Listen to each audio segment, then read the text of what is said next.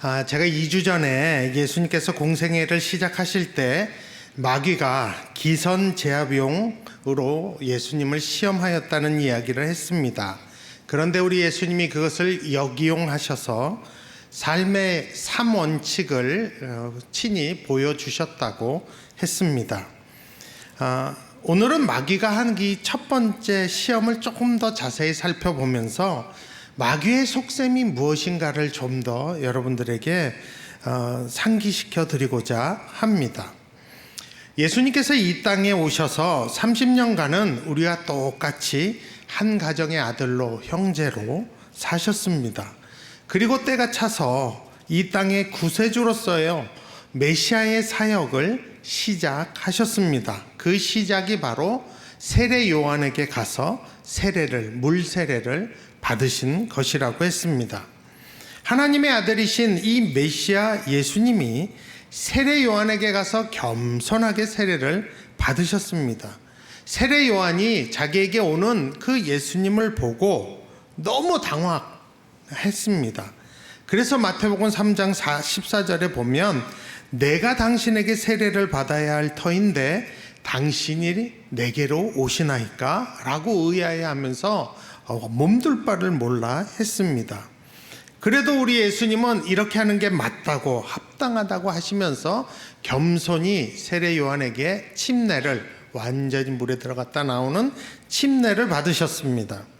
그렇게 세례를 받으시고 물에서 나오실 때 놀라운 현상이 벌어졌다고 성경은 말하고 있습니다. 마태복음 13장 16절에 하늘이 열리고 하나님의 성령이 비둘기같이 내려 자기 위에 임하심을 보시더니 예수님이 성령이 비둘기같이 임하시는 걸 보셨다고 합니다. 뿐만 아니라 바로 다음 17절에는 하늘로부터 소리가 있어 말씀하시되 이는 내 사랑하는 아들이요 내 기뻐하는 자라 하시니라 라는 하나님의 음성이 들렸다고 합니다. 그러니까 이것을 보더라도 예수님이 이 공생애를 드디어 시작하신 이 시작을 성부 하나님도 성령 하나님도 다 기뻐하시고 환영하신 것을 알 수 있습니다. 그리고 나서 오늘 본문인 마태복음 4장 1절이 그때라고 시작을 합니다. 그러니까 30년 동안 준비하시고 공생애를 세례 받으심으로 시작하시고 그것을 성부 하나님, 성령 하나님이 감격해 하시며 기뻐하신 그때라는 뜻입니다. 그래서 그 성령님이 예수님 위에 임하셔서 이끄신 첫 번째가 어디냐? 오늘 본문 4장 1절에 그때에 예수께서 성령에게 이끌려 마귀에게 시험을 받으러 광야로 가사라고 합니다. 성령님이 이끄신 곳은 마귀에게 시험을 받게 하기 위하여 예수님을 광야로 이끄셨다고 합니다. 왜 성령 하나님이 성자 예수님을 처음부터 빡세게 이렇게 인도하셨을까요? 하나님의 아들로서 메시아로서 지난 30년간 준비를 하신 것만 해도 사실 길면 긴 시간인데 왜 처음부터 마귀에게 시험을 받도록 성령이 인도하셨을까요? 또한 마귀가 도대체 뭔데, 직간놈이 뭔데 하나님의 아들을 시험할까요? 여러분, 마귀가 하나님과 상대가 되는 존재 자체가 아닙니다. 그럼에도 불구하고 성령 하나님은 우리 성자 예수님을 이 땅에서 마귀에게 시험받도록 인도하셨다고 해요. 이유가 도대체 뭘까요? 그 이유가 예수님에게 있을까요? 예수님이 공생에 들어갈 준비가 됐나 안 됐나 그거 점검하기 위해서 성령이 그거 보시기 위해서 마귀에게 시험받도록 한 것일까요? 아닐 겁니다. 그렇다면 도대체 공생의 시작을 마귀에게 시험받도록 시작하게 하신 이 하나님의 의도가 도대체 무엇일까요? 원인은 예수님께 있는 게 아니라 저는 우리 때문이라고 생각을 합니다. 우리를 하나님과 멀어지게 하는 죄의 유혹의 그 실체를 예수님이 처음부터 직면하시고 하셔야 되기 때문입니다. 우리 위해서. 여러분, 마귀는 우리를 죄로 유혹하는 자가 마귀입니다. 죄로 유혹해서는 그 죄가 우리를 주관하게 해요. 올가맵니다. 그리고 이걸 빌미로 자기 마음대로 마귀가 우리를 조정하려고 합니다. 예수님께서는 그렇게 유혹받아서 하나님과 멀어진 우리를 구원하시기 위해서 이 땅에 오신 것입니다. 그래서 30년간 인생을 친히 경험하셨고, 죄로 하나님과 멀어진 우리를 다시 하나님과 화목케 하기 위해서 메시아로서의 구속 사역을 시작하시는데, 그 시작은 하나님과 멀어지게 만든 그 뿌리, 그 시작점으로 가신 것입니다. 그 유혹의 자리, 그 죄의 자리로 가셔야만 했던 것입니다. 그래서 성령이 예수님을 광야로 인도하신 것입니다. 그러므로 예수님을 마귀에게 시험받도록 하신 것은 사실 예수님의 문제가 때문이 아니라 하나님께서 우리를 사랑하시고 우리를 구원하시기 위한 결정이고 우리를 위한 배려요, 사랑인 것을 알 수 있습니다. 예수님께서 마귀에게 시험 받으신 것을 보면 마귀가 우리를 어떻게 시험하는지 대개 이 그림이 나옵니다. 마귀가 우리에게 어떤 유혹으로 하나님을 반역하게 하고 하나님을 떠나게 하는지를 알 수 있습니다. 특히 예수님을 믿지 않는 사람들 뿐만 아니라 예수님을 믿고 따르는 자들을 어떻게 유혹하는지, 그래서 어떻게 우리를 하나님으로부터 멀어지게 만드는지가 나옵니다. 뿐만 아니라 이 첫 시험의 장면을 통해서 마귀가 우리를 시험하는 그때에 진정한 마귀의 속셈이 무엇이며 그때 우리가 어떻게 해야 하는지를 하나님이 예수님을 통하여 우리에게 몸소 가르치고 계신 것입니다. 그러기 위해서 전번에 2주 전에도 드렸던 것처럼 예수님이 이 첫 시험을 받을 때의 상황을 알 필요가 있습니다. 다시 말씀드리면 마태복음 4장 2절에 40일을 밤낮으로 금식한 후에 줄이신지라, 줄인 상황. 이것을 누가복음 4장 2절에서는 이 모든 날에 아무것도 잡수시지 아니하시니 날수가 다함에 줄이신지라 라고 되어 있습니다. 그러니까 지금 예수님은 공생의 시작에 40일 굶고 금식하시고 줄여 계신 상태입니다. 이때 마귀가 예수님을 이렇게 유혹했죠. 내가 만일 하나님의 아들이거든 명하여 이 돌들로 떡덩이가 되게 하라 라고 합니다. 이게 마귀가 예수님을 유혹하고 있는 뜻이 뭐예요? 야, 40일 금식했으니까 배고프지? 근데 알다시피 여기는 광야야. 가게도 없고 아무것도 없어. 취사시설 자체도 없어.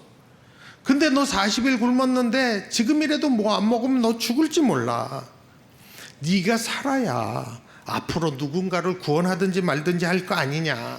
네가 죽게 됐는데 그게 무슨 소용이냐. 네가 진짜 하나님의 아들이라면 천지를 창조할 때처럼 너의 말에는 능력이 있을 거다. 그러니까 지금 너 살기 위해서 뭔가 스스로를 좀 행해봐라. 돌을 떡으로 만들으라는 내용입니다. 여기서 우리가 잊지 말아야 될 것은 이 광야에 지금 누가 있냐는 거예요. 예수님 계시죠? 또 누가 있어요? 마귀 있죠? 끝이에요? 또 한 분 계세요. 누구예요? 성령님 계세요.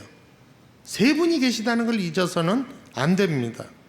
그러니까 돌로 떡으로 만들라는 것을 누구를 위해서 하라는 거예요? 예수님 위해서 하라는 거예요. 어떻게 하라는 거예요? 지금 당장 하라는 거예요. 네가 지금 하면 된다는 거예요. 광야 둘러봐도 떡 없고 당장 배고파 죽게 됐으니 스스로 살아남기 위해서 그렇게 하라는 겁니다. 여기서 마귀의 속셈이 나오는 거예요. 그게 뭐냐면 하나님과 단절시키는 거예요. 성령 하나님과 단절시키는 거예요. 같이 계신 그 이끄시는 성령님 보지 말고 너도 하나님의 아들이니까, 너도 하나님이니까 스스로 뭔가 지금 행하라는 거예요.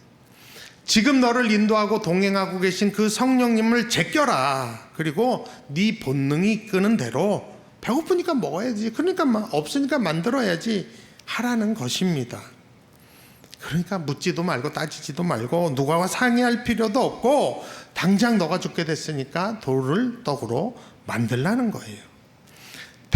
지금 당장의 네 처지, 네 상황, 네 필요만 보고 결정하라는 거예요. 원하는 대로 본능에 충실하게 네 욕구대로 그대로 네가 해결할 능력이 있으니까 해결해 버리라는 것입니다.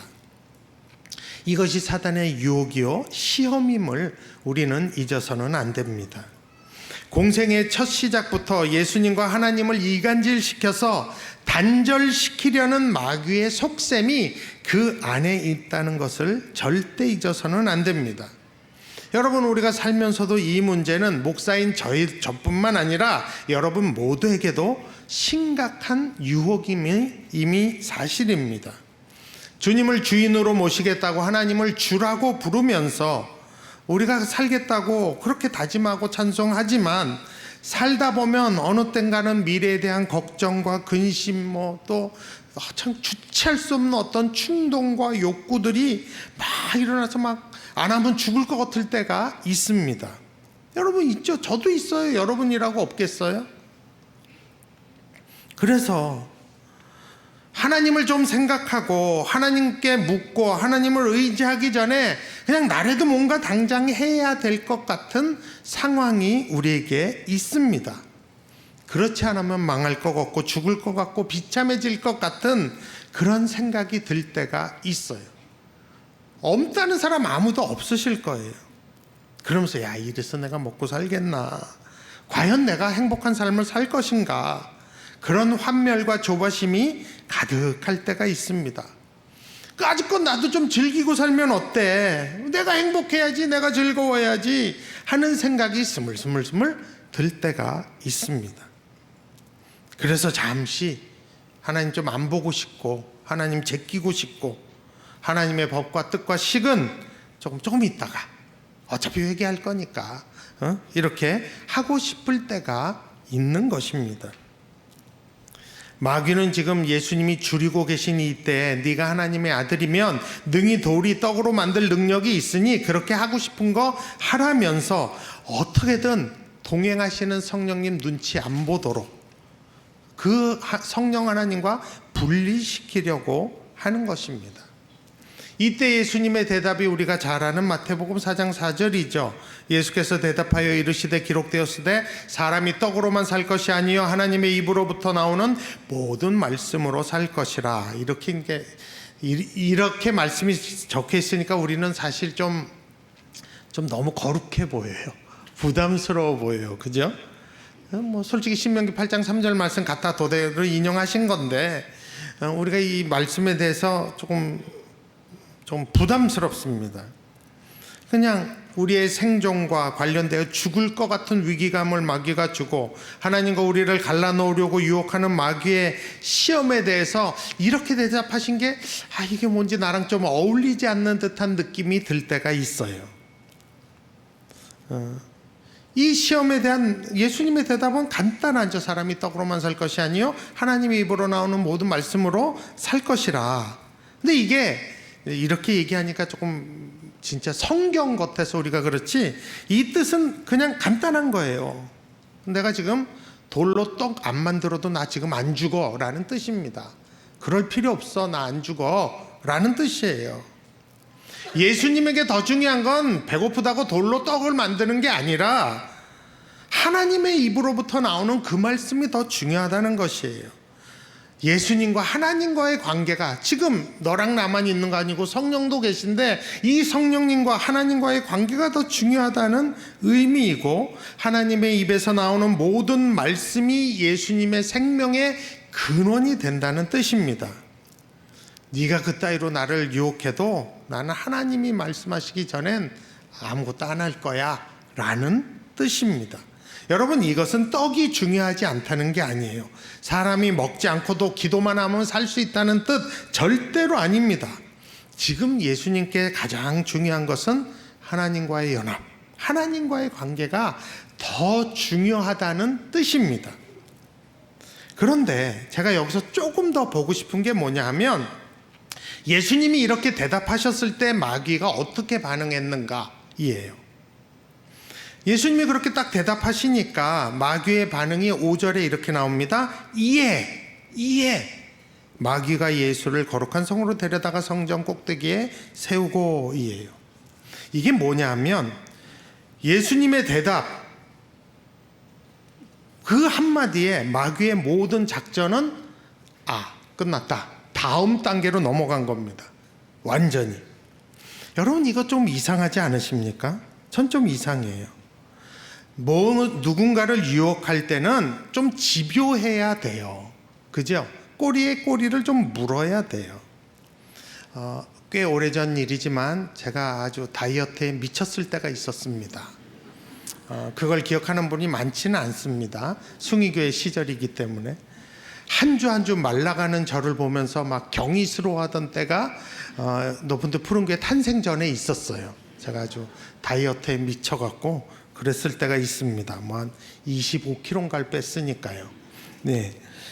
그때 누군가가 한둘이 아니었어요. 저를 유혹한 사람이 있습니다. 고칼로리에 달짝지근한 음식을 갖고 와서 유혹합니다. 먹어요. 치팅데이 해야지. 먹어야지. 다이어트 하는 사람 옆에서 여러분 라면 끓여 먹어보세요. 죽이고 싶습니다. 진짜로. 그래서 제가 다이어트 하니까 그때 그렇게 얘기하죠. 안 먹어. 야, 내가 진짜 이게 얼마짜리 다이어트인데 이걸 내가 지금 망칠 수 있냐? 안 먹어. 대부분 사람들이 거기서 그래 그러고 뭐 가지 않습니다. 옆에서 지가 까요. 끓여요. 그리고 이제 냄새를 이렇게 풍깁니다. 그리고 또 이렇게 소리 많이 나는 걸 또 먹어요. 아그작아그작 우구저구적 되면서. 어떤 사람 막 신음소리도 내. 나 그 인간들 잊혀지지가 않아요. 그래요. 유혹이란 게 그런 거예요. 사실은 진짜 저거 한번 무너뜨려 보겠다라고 하면 안 먹어? 그럼 건너 이러지 않아요. 유혹이 그런 게 아닙니다. 사실 예수님의 대답 한마디에 사단이 어떤 미련의 여지가 있고 계속 유혹의 의지가 확실하다면 야 정말이냐? 정말 배고프지 않냐? 너 40일 굶었다. 야 사람이 40일 굶고 어떻게 사냐? 그러면서 모락모락 연기 나는 떡 같은 거 하나 그냥 이렇게 환시처럼 보이게, 아니면 실제로 갖고 오게 해갖고 냄새 살살 맞춰주고 이래야 정상입니다. 그런데 이에 마귀는 상황을 바꿉니다. 이 작전 실패, 다음 작전으로 넘어간 겁니다. 무엇을 의미합니까 이것을? 여러분 예수님의 대답이 상투적인 대답이 아니라는 걸 마귀가 눈치챘다는 것이에요. 너무 부럽지 않으십니까? 저는 너무 부러워요. 정말 예수님은 사람이 떡으로만 사는 게 아니라 하나님의 입에서 나오는 말씀으로 산다는 걸 너무 믿고 계신 거예요. 이게 마귀가 눈치챌 정도로 이거 갖고는 안 되겠구나. 얘는 이거 갖고는 안 통한다 라는 건 인정한 것입니다. 여러분 우리는 어떻습니까? 어떤 유혹이, 죄의 유혹이 오죠. 죄의 유혹 안 오는 사람이 어디 있어요? 목사인 저도 유혹 와요. 엄청 많이 와요. 주로 먹을 거로 오지만 참 하여간 많이 옵니다. 그랬을 때 예수님처럼 우리가 말씀 떠올린 적 없나요? 있어요. 알아요. 우리가 이때까지 성경 읽은 게 어딘데, 아는 지식이 얻어듣고 주워듣고 한 게 어딘데. 알죠. 성경은 그러지 말라고 했는데. 그러면서 그 유혹에 안 넘어가려고 애써본 적이 분명히 있으실 겁니다. 있죠. 그런데 마귀가 바로 안 돼. 그러면 바로 넘어가든가요? 그래 너는 이거 갖고 안 되겠구나. 인정. 이러고 마귀가 가든가요? 물론 그런 사람들도 있었을 거예요. 10번에 한 번 정도, 100번에 한 번 정도는. 그런데 대부분의 경우는 마귀가 물고 늘어지는 걸 느꼈을 겁니다. 또 유혹하고 또 유혹하고. 그래서 결국은 쓰러지고 넘어지게 만든 그런 상처가 저와 여러분에게 다 있다는 사실입니다. 아마 인정하실 겁니다. 저도 그러니까. 그렇다면 우리와 예수님과의 차이점은 도대체 뭔가요? 여러분, 저는 예수님이 그저 신명기 8장 3절의 말씀을 그냥 갖다 댔다고 생각하지 않습니다. 옛날에 말씀 보니까 그런 말씀이 있대 라고 한 게 아니라는 것이에요. 그렇다면 도대체 우리 예수님은 30년 동안 뭐 하면서 크셨을까요? 성경이 그걸 자세히 묘사는 하지 않아서 잘 모릅니다. 그러나 누가복음 2장을 보면 조금 힌트가 있습니다. 예수님께서 어머니 마리아와 함께 매년 예루살렘에 올라가셨다고 나와 있어요.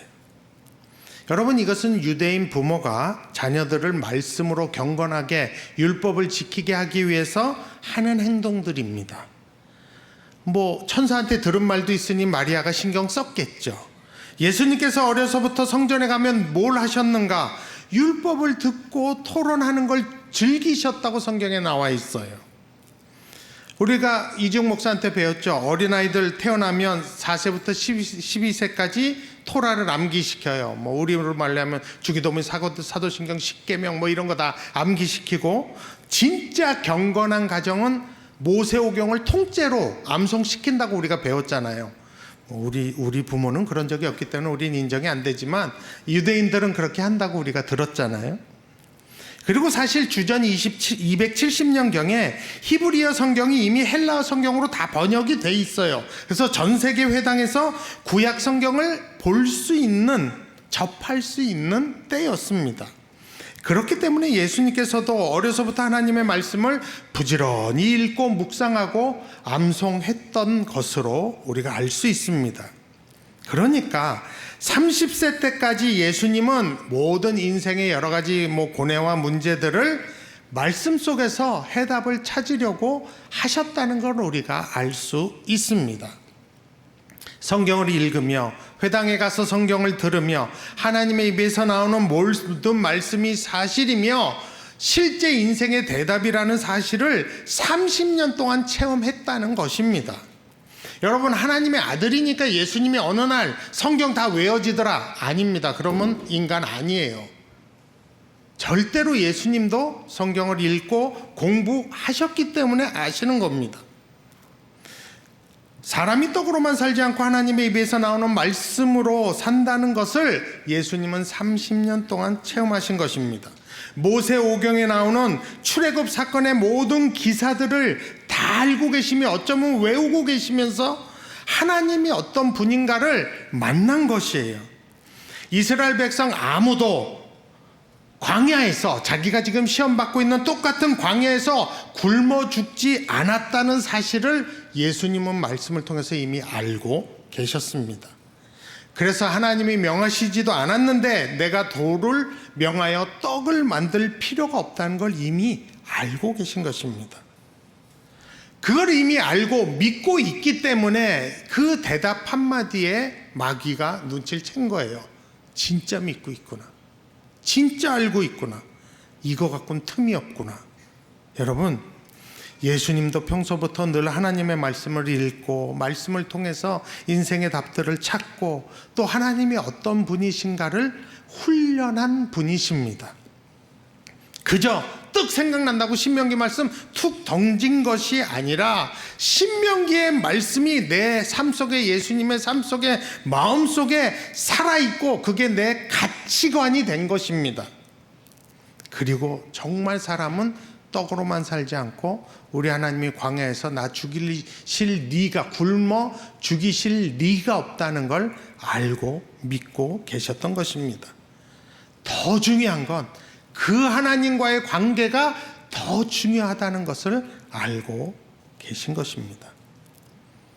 저도 여러분도 좀 그랬으면 좋겠습니다. 여러분, 이쯤 되면 제가 물어볼 줄 아셨을 거예요. 성경 읽고 계세요? 이쯤 되면 물어볼 거 알고 계셨죠? 전번에 하세나 한번 건드렸으니까 이번엔 성경 읽기 한번 건드려야죠. 참 부끄러운 고백인데 어느 땐가부터 제가 성경을 안 읽더라고요. 그걸 깨달았어요. 하세나하고 이건 다 아는데 쭉 읽는 성경이요. 그래서 나부터 회개해야지. 이 말씀 준비하면서 이 말씀 나 때문에 하라고 하시는 말씀이구나. 여러분, 우리가 말씀 속에서 인생의 해답을 찾아야 합니다. 하나님의 말씀이 우리 인생의 교과서가 되어야 합니다. 그 말씀이 내 속에 있어야 돼요. 예수님이 시험 받던 그 현장에 계셨던 그 성령님이 지금도 보혜사로 우리와 함께 하십니다. 그래서 우리가 말씀 볼 때 하나님이, 성령님이 때에 맞춰 가르쳐 주십니다. 하나님의 아들이신 예수님도 말씀을 가까이 하셨습니다. 정말 마귀가 우리를 유혹할 때 예수님처럼 사람이 떡으로만 살 것이 아니라 하나님의 입으로 나오는 모든 말씀으로 살 것이라, 하나님의 말씀으로 난 산다라는 이 고백이 마귀가 인정할 정도로 우리 안에 확신으로 있었으면 좋겠습니다. 포기하지 마세요. 다시 읽어요. 창세기부터 다시 가요. 아니면 저번에 읽었던 데 그쳤던 데서 다시 시작하시기 바랍니다. 여러분, 성경에 줄 그어도 돼요. 성경이 뭐 거룩한 해서 뭐 줄도 그으면 안 되는 책 아니에요. 줄 빡빡 그으세요. 좀 찢어져도 돼요. 그래 또 새로 사야 수 있고, 그래야 뭐 성서공예 먹고 살 거 아닙니까? 예? 줄도 그으시면서 다시 읽으시기 바랍니다. 시험 공부하듯이 읽지 마시고 부담 없이, 그렇지만 기쁘게 정성껏 읽어보시기 바랍니다. 마귀의 유혹을 이길 수 있는 것은 하나님의 말씀입니다. 우리 다 같이 시편 119편 11절 말씀 한번 같이 읽어볼까요? 같이 읽습니다. 내가 주께 범죄하지 아니하리 하여 주의 말씀을 내 마음에 두었나이다. 읽지 않는데 어떻게 말씀을 내 안에 두겠어요? 읽으셔야 합니다. 말씀을 정리합니다. 마귀의 속셈은 우리를 하나님께로부터 단절시키는 겁니다. 우리로 하여금 어떻게든 하나님 신경 안 쓰게 하는 게 마귀의 속셈입니다. 그게 지금 문제냐? 그러다 너 죽는다. 급한 불부터 끄고 보라 하면서 하나님께 가까이 가지 못하게 하고, 이번만 제끼고 하나님 제껴라. 어차피 회개할 건데 뭐하러 하나님 눈치 보냐? 제껴 합니다. 하나님 눈치 보지 말고 어차피 회개할 거니 너의 쾌락과 욕망을 먼저 채우라고 합니다. 그럴싸하죠. 그럴싸해요. 근데 여러분, 우리는 이미 그 실수 다 해본 사람들입니다. 우리 안에 그러면 그럴수록 더 공허해지고 더 불안해진다는 것을 이미 알 만큼 안 사람들입니다. 여러분 인정하시죠? 죄지니까 그때 좋지 계속 좋던가요? 하나님 떠나니까 좀 살만했지 계속 살만하시던가요? 아니요, 여러분 절대 그럴 리 없어요. 왜냐하면 우리는 정말 떡으로만 사는 사람들이 아니기 때문입니다. 예수님을 믿을 때 우리 안에 하나님의 생명, 조회라는 하나님의 생명이 들어오는데, 이 생명이 다시 살면서 오직 하나님의 말씀으로 살도록 변화가 일어났어요. 그렇기 때문에 우리가 그 삶을 살지 않으면 공허가 찾아오고 불안이 찾아오는 것입니다. 그래서 우리는 날마다 주의 말씀을 먹어야 합니다. 어떤 일이 있을 때마다 하나님 앞에 가서 기도해야 돼요. 여러분, 잠깐이라도 수시로 미루지 말고 기도하자고, 잠언이라도 한 장씩 읽으라고 제가 누누이 얘기합니다. 그게 우리의 삶의 방식이 되어야 합니다. 잘 안 돼요. 알아요. 실수도 해요. 알아요. 그러나 우리가 늘 돌아가야 할 정상적인 삶은 그 삶입니다. 이번만 하다가 하나님과 멀어지면 결국 우리 손해입니다.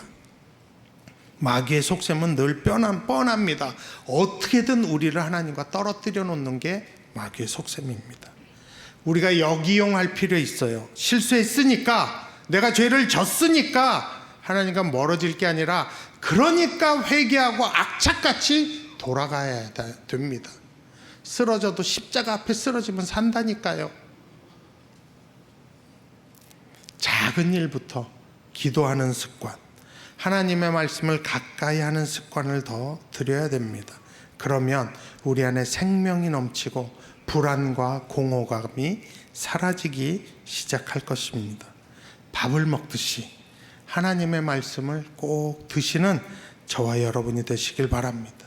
예수님처럼 나는 하나님의 말씀으로 산다는 이 삶의 원칙이 날마다 지켜질 수 있도록 애쓰시는 저와 여러분이 되길 바랍니다.